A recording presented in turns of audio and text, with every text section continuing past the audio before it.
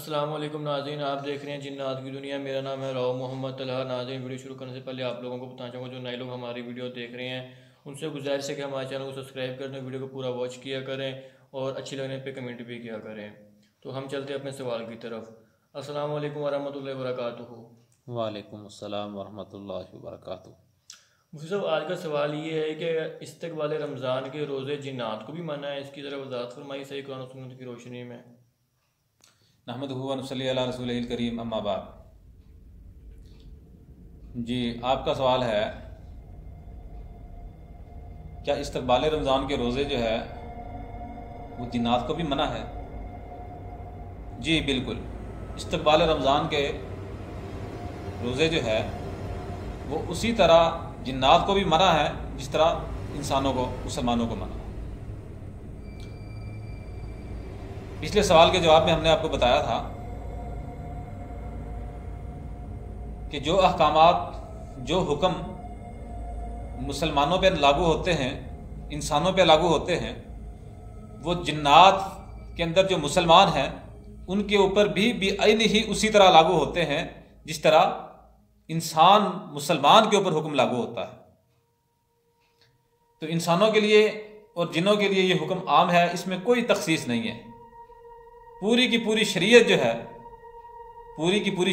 ہے، وہ انسانوں اور جنوں دونوں کے لیے ہے۔ اس کے اندر کہیں بھی یہ بات نہیں ملتی کہ یہ حکم جو ہے صرف جو ہے انسانوں کے لیے ہے اور یہ صرف جو ہے جنوں کے لیے ہے، بلکہ حکم جو ہے یہاں پہ کوئی ایسی بات نہیں ہے، حکم عام ہے، اس کے اندر جن اور انسان دونوں شامل ہیں۔ رسول کریم صلی اللہ علیہ وسلم نے استقبال رمضان یعنی رمضان المبارک سے ایک دو دن پہلے جو ہے، 3-4 دن پہلے جو ہے لوگ جو ہے وہ کیا کرتے ہیں، عام طور پہ 1-2 دن پہلے جو ہے نا روزہ رکھنا شروع کر دیتے ہیں۔ وہ کہتے ہیں یار اتنا جو ہے نا وہ قدر و منزلت والا، عزت والا، شرف والا، بزرگی والا مہینہ آ رہا ہے، اتنا اچھا مہینہ آ رہا ہے، رحمتوں والا، بخششوں والا مہینہ آ رہا ہے، تو اس کے استقبال میں ہم جو ہے وہ کیا کرتے ہیں، 1-2 دن پہلے جو ہے وہ روزہ رکھنا شروع کر دیتے ہیں۔ تو اس چیز سے رسول کریم صلی اللہ علیہ وسلم نے سختی کے ساتھ منع فرمایا۔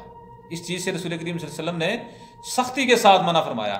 اگر کوئی ایسا کرتا ہے تو وہ اللہ کے ہاں مجرم ہے، وہ گناہ گار ہے، اس کی وہ نیکی قابل قبول نہیں ہے۔ نیکی وہی قابل قبول ہے جس کے اوپر رسول کریم صلی اللہ علیہ وسلم کے طریقے کی مہر لگی ہوئی ہے، ورنہ قابل قبول نہیں ہے۔ سنن نسائی کے اندر حدیث ہے، رسول کریم صلی اللہ علیہ وسلم نے جو ہے ایک دفعہ جو ہے وہ صحابہ کے ساتھ جو ہے نا سفر میں تھے، کوئی جنگ وغیرہ کا واقعہ ہے، تو اس طرح ہوا کہ عصر کے بعد کا وقت تھا۔ دیکھا کہ صحابہ کرام رضی اللہ عنہم جو ہے روزے کی سختی کو محسوس کر رہے ہیں، روزے کی شدت کو محسوس کر رہے ہیں۔ اس کو ہمارے ہاں کہتے ہیں کہ روزہ لگ رہا ہے۔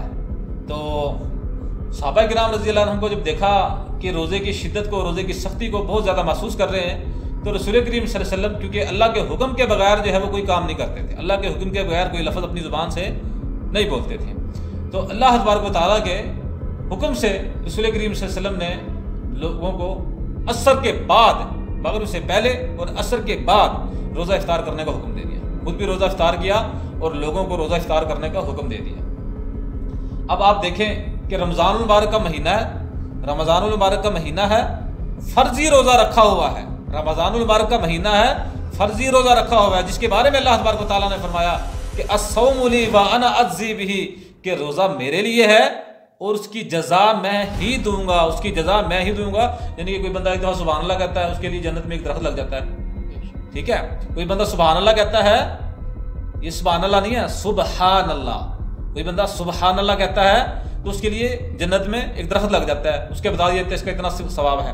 تو روزہ جو ہے وہ ایک ایسی نیکی ہے، وہ ایک ایسا عمل ہے جس کے بارے میں اللہ تبارک و تعالیٰ نے بالخصوص رمضان المبارک کا، کہ جس کے بارے میں اللہ تبارک و تعالیٰ نے کیا فرمایا کہ وہ میرے لیے ہے اور اس کی جزا میں ہی دوں گا، مثال کے طور پہ بندہ نماز پڑھتا ہے، نظر آتا ہے، صدقہ خیرات کرتا ہے، نظر آتا ہے، دین کی تبلیغ کرتا ہے، نظر آتا ہے، لیکن روزہ جو ہے انسان نے اپنے نفس کا رکھا ہوتا ہے، اپنے دل کا رکھا ہوتا ہے، اپنے جسم کا اندر سے رکھا ہوتا ہے، کہ اللہ سے تبارک و تعالیٰ کے سامنے جو ہے انسان وہ اس عمل کو ظاہر کرتا ہے، باقی لوگوں کے سامنے ظاہر نہیں کر سکتا اس کو، ٹھیک ہے؟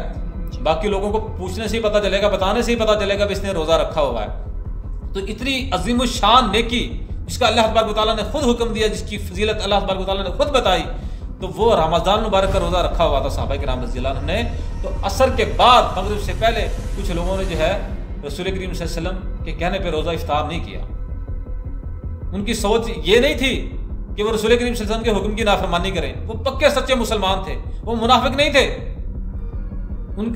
ان کی سوچ اور ان کا عقیدہ کیا تھا؟